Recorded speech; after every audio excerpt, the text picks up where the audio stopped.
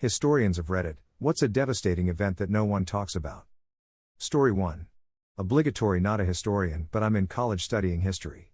The year of living dangerously in Indonesia in 1965-66 saw absolute chaos and still has a marked effect on their society. It is possibly one of the largest mass killings of the last century, and I had heard nothing about it ever, living in the West. It's hard to say how many people actually died, but estimates range from 100,000 to 300,000, and even on up to 500,000 or a million dead. Basically, the Communist Party in Indonesia was heavily influenced by Maoism and ethnic Chinese civilians. It was the largest communist party outside of China. President Sukarno, who had helped the country through Japanese occupation and independence from the Dutch/British, had kept the house of cards balanced, but was beginning to be swayed by communist policies. The military, staunchly anti-communist, and largely supported by the US, would be looking to take power. One night, 6 high-ranking members of the military were abducted and killed. The army spread the word that the communists were to blame and initiated mass reprisals. Killings, torture and imprisonment ran rampant over the islands, and even ethnic Chinese or just suspected communists were taken. Despite working with Sukarno for many years, the US would support his liquidation and the rise of the military. It is unclear how extensive American support to the army was, but it is probable they aided in training and may have even helped compile names of communists to the army. Eventually, a general by the name of Suharto would take power and Sukarno would be placed under house arrest with no power. Today, the massacres and chaos are not really taught in Indonesian schools, and it's clear that many have not come to terms with what happened. However, the mass killings of possibly 1 million or more people should rank up there in devastating events. Story 2. The Victoria Hall disaster. All because kids were being kids in a death trap. The disaster started when about 1,000 children in the audience of a variety show were told they could get free toys. Kids began pouring down the aisles to get the toys, blocking the exits and piling on top of one another. In the end, 183 of them were crushed to death. Story 3. The Carrington event. In 1859, solar flares hit the Earth, causing an aurora borealis effect to be seen all over the world. It lasted for several days, during which time it was reportedly bright enough to read by at midnight. Telegraph operators reported receiving shocks and burns from the devices, and in some cases removed the batteries powering the telegraphs, as signals were being disrupted by the geomagnetic storm. After removing the batteries, the telegraph still operated, in some cases better than they had when powered. It wasn't particularly devastating at the time, but it's estimated that if a similar storm were to hit us today, it would cripple the entire planet for potentially decades. The estimated repair cost in the US alone is measured in the trillions. In 2012, a similar storm missed the Earth by 9 days. Story 4. The Andijan Massacre of 2005 in Uzbekistan. It is largest mass shooting in Asia since Tiananmen Square, with over 1,000 killed and even more wounded. The Uzbek government forcefully silenced reform protests by firing into the crowd and then kicked out 90% of Westerners in the country when the US government and UN tried to investigate. Terrible loss of life that rarely gets remembered because the Uzbek government tried so hard to cover it up. Story 5. Something that is well known but not that much is the Goiânia accident in Brazil, where cesium-137 was handled by many people, including children. It is regarded as the worst radioactive incident to happen in Brazil. It was a radioactive contamination accident that happened on September 13, 1987, after a radiotherapy machine from an abandoned hospital was illegally stripped for parts and said parts were stolen. On September 16, one of the thieves opened a cesium capsule and then on September 18 sold it to a scrapyard. At that same night, the owner of the scrapyard saw a blue glow in the machine's parts, which was the cesium capsule that had been opened.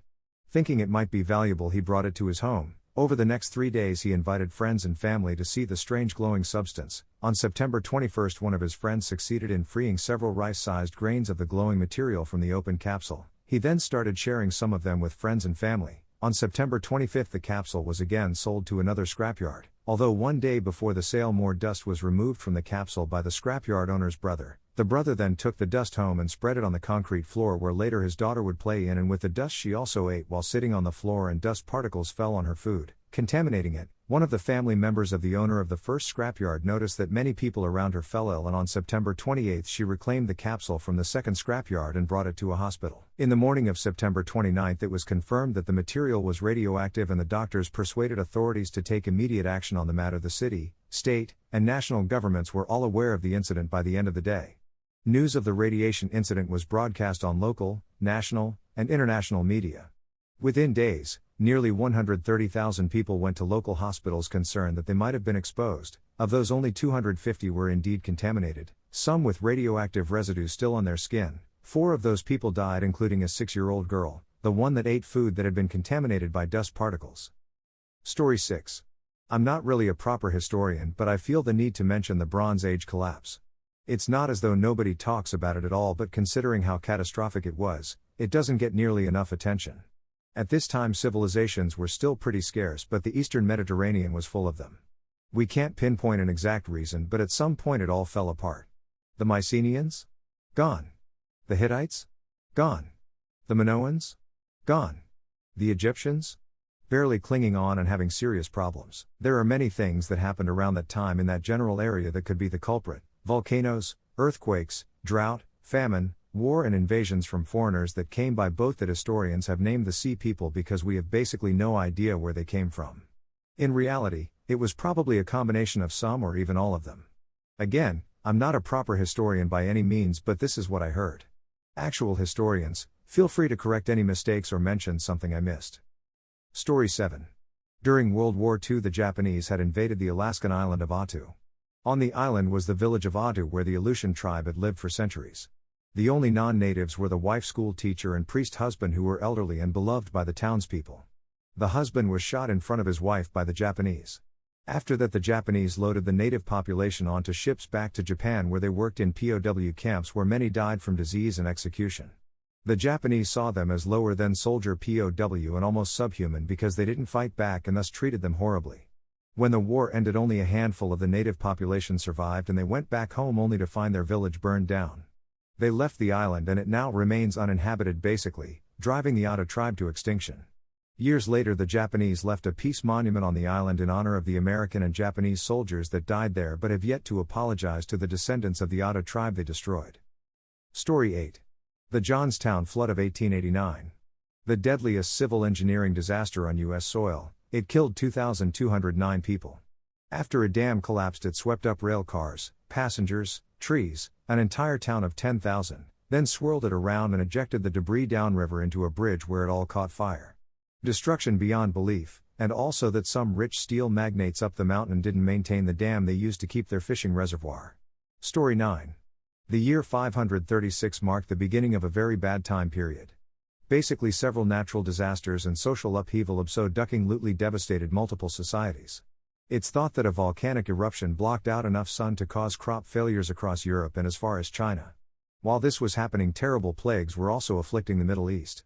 Economies everywhere fell to ruin and stagnation in the years that followed because several other eruptions later made things worse.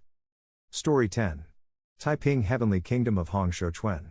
Put simply, it was an usurped kingdom in 1850s China that directly and indirectly led to the deaths of millions, maybe 10 million plus, of people through massacre and famine. Hongsho-Chuen believed he was the younger brother of Jesus Christ and persuaded enough people to follow along and start a civil war. Check out God's Chinese Son by Jonathan Spence. Story 11.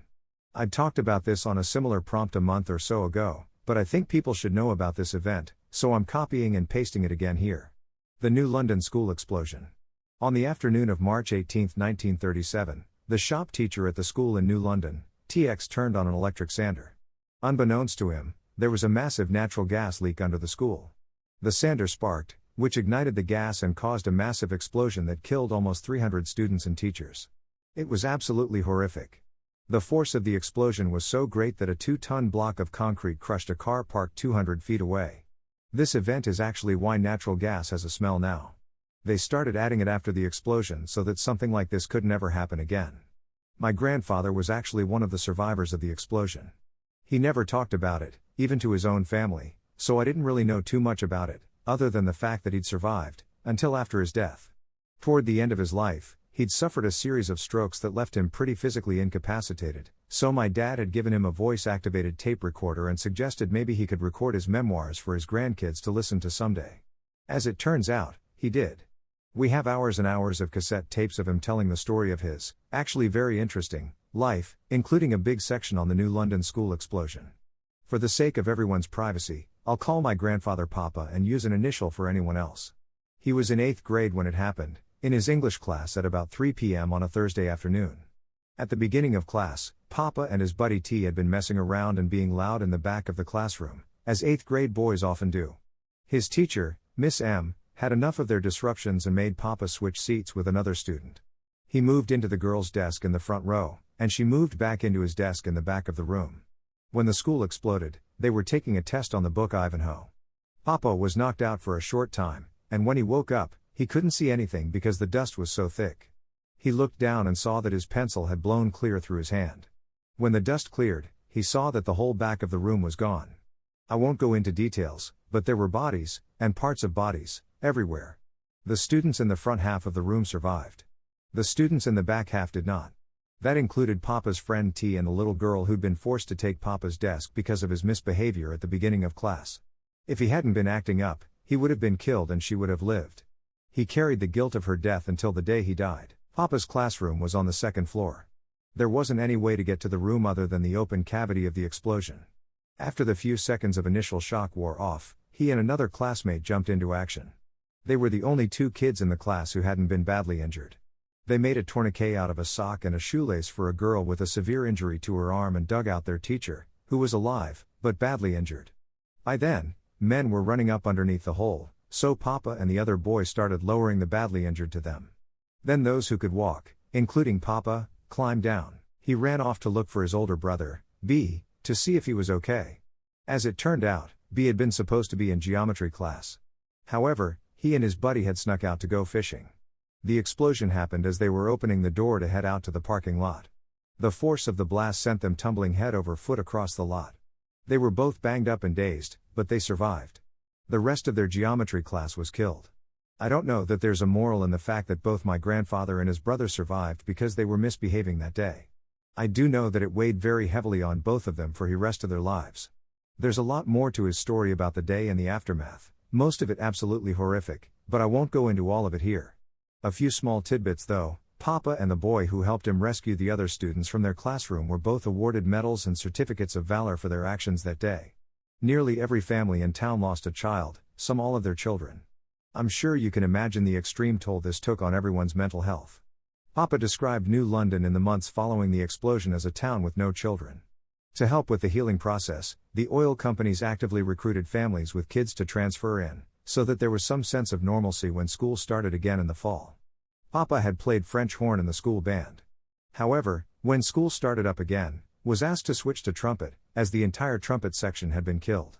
My grandfather went on to fight in World War II, and he saw some of the worst conflict in the Pacific, including Peleliu and the liberation of Manila. But he said that nothing he saw was ever as bad as what he saw the day of the explosion. I'm always amazed that more people don't know about it. It was major international news at the time. Story 12.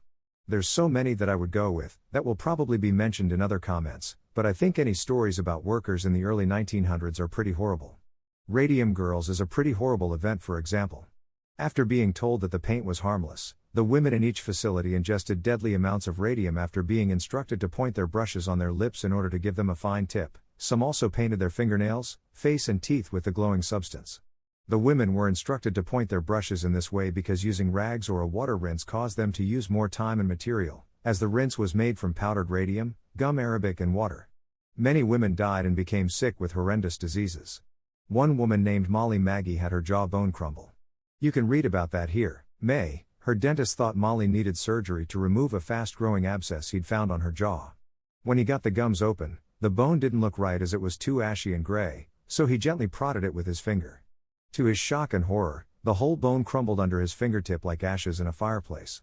Instead of removing a tumor, he wound up digging Molly's entire left jaw out with nothing but his fingers. Unbeknownst to him, the radium had perforated the bone cells and stripped them of calcium. It had, like a little machine gun, shredded the collagen inside the bone and left it as little more than a pile of splinters. There's also a great book on this called The Radium Girls, The Dark Story of American Shining Women by Kate Moore. This whole story is extremely depressing. Work in the 1800s and early 1900s was pretty horrible for a lot of women, men and children. Brew wenches, female miners in the 19th century, you can look that up, children and chimney sweeps etc. Story 13. One thing that doesn't get talked about was more of a phenomenon or major problem than event, and that was how many people died in theater fires due to poor design, combustible materials, few fire exits, and panic. One of the worst was the Iroquois Theater in Chicago, 1903, which is both the deadliest theater fire and the deadliest single building fire in U.S. history, where patrons died after sparks from an arc light set a curtain on fire. Then a chain reaction started, exacerbated by failures of the things in place that were supposed to combat fire. The theater had been overbooked to compensate for earlier poor sales, causing some to sit blocking the exits. The fire was immediately worsened when performers opened the stage door to get outside, as it turned the fire into a fireball. Many people were held inside by iron gates that had been put in place to prevent people from sneaking in without paying. As people fled, they tumbled downstairs, trampled each other, and got squashed to death. Their unfamiliarity with the building got them stuck in dead ends and up against windows. Many jumped from fire escapes and died, while those behind them were saved, the bodies of the earlier jumpers cushioning their falls. All in all, 602 people died, many were children. The story is a lot more complicated and sordid with city corruption, etc. The one takeaway is the incident promoted the development and use of the panic bar. Story 14. I was fascinated with the story of the Osage Indians in the United States. The book Killers of the Flower Moon is an excellent book detailing what happened. Basically, they got sent to Oklahoma and found huge oil reserves on their land. They were rich and hired white people as servants, which didn't go over well. People tried to marry in to get part of the riches. There were tons of murders, and the investigation led to the creation of the FBI in the United States. Story 15. Galveston, Texas was once considered to be one of the most important commercial ports in the United States and was referred to by several fantastical names such as the Queen City of the Gulf and the Wall Street of the West. All that changed when it suffered a near-direct hit from a devastating Category 4 hurricane in 1900, the deadliest natural disaster in American history. Pretty much the entire city was destroyed by a storm surge, and anywhere from 8,000 to 12,000 people died. Galveston was rebuilt, but it never truly regained its status. Houston became the state's commercial center in the storm's wake, in addition to other factors. Story 16. In 535, humans went through hell. Many reported a strange color in the skies, not just in Europe. A dense, dry fog was also reported in Asia and the Middle East. Even the regions, now known as the Americas, weren't spared. E.g., drought in Peru. Temperatures were rather low in some places. It snowed either in the summertime. One survivor, a Roman politician named Cassiodorus, explained about the bluish sun and no shadows being cast, even in the noon. It has been hypothesized that Iceland holds the reason for the events between the years 535 and 536. Iceland is known for its volcanoes, and it was possible one such was to blame. Story 17. We talk a lot about Columbine and Sandy Hook, but few people nowadays remember the 1927 bombing of the school in Bath, Michigan, or the explosion of a school in New London, Texas in 1937 that, in addition to killing almost 300 people, launched the career of a cub reporter named Walter Cronkite. The Bath Massacre was mostly done with dynamite, wired into the school by a disgruntled janitor who also killed his wife and some of his livestock, and the New London disaster is why natural gas, which is odorless, has an unpleasant smelling gas added to it. Some people who went to parts of the school in the days preceding the blast complained of headaches and dizziness, but nobody could figure out why. Story 18. The Sand Creek Massacre. U.S. troops slaughtered an unprotected village, which was flying the white flag of surrender at the time and full of women and children, murdering at least 150, possibly many more of them, almost unspeakably brutally. The victims were Southern Cheyenne who had already ceded their territory in compliance with the U.S. government and had relocated to Sand Creek under U.S. military orders. At the time of the attack, the encampment was flying both the American flag and the white flag of surrender. I'll let Wikipedia take it from here. I saw the bodies of those lying there cut all to pieces, worse mutilated than any I ever saw before, the women cut all to pieces, with knives, scalped, their brains knocked out, children 2 or 3 months old, all ages lying there, from sucking infants up to warriors. By whom were they mutilated? By the United States troops. John S. Smith, Congressional Testimony of Mr. John S. Smith, 1865. I saw one squaw lying on the bank, whose leg had been broken. A soldier came up to her with a drawn saber. She raised her arm to protect herself, he struck, breaking her arm. She rolled over, and raised her other arm, he struck, breaking that, and then left her without killing her. I saw one squaw cut open, with an unborn child lying by her side. Robert Bent, New York Tribune, 1879. There was one little child, probably 3 years old, just big enough to walk through the sand. The Indians had gone ahead, and this little child was behind, following after them. The little fellow was perfectly naked, traveling in the sand. I saw one man get off his horse at a distance of about 75 yards and draw up his rifle and fire. He missed the child. Another man came up and said, "Let me try the son of a bee. I can hit him." He got down off his horse, kneeled down, and fired at the little child, but he missed him. A third man came up, and made a similar remark, and fired, and the little fellow dropped. Major Anthony, New York Tribune, 1879. Fingers and ears were cut off the bodies for the jewelry they carried. The body of white antelope, lying solitarily in the creek bed, was a prime target. Besides scalping him, the soldiers cut off his nose, ears, and testicles, the last for a tobacco pouch. Stan Hoig. After the smoke cleared, Shivington's men came back and killed many of the wounded. They also scalped many of the dead, regardless of whether they were women, children or infants. Shivington and his men dressed their weapons, hats and gear with scalps and other body parts, including human fetuses and male and female genitalia. They also publicly displayed these battle trophies in Denver's Apollo Theater and area saloons. I saw another source once mentioning baby shoes from the massacre with tiny feet still inside them being sold by the soldiers as souvenirs.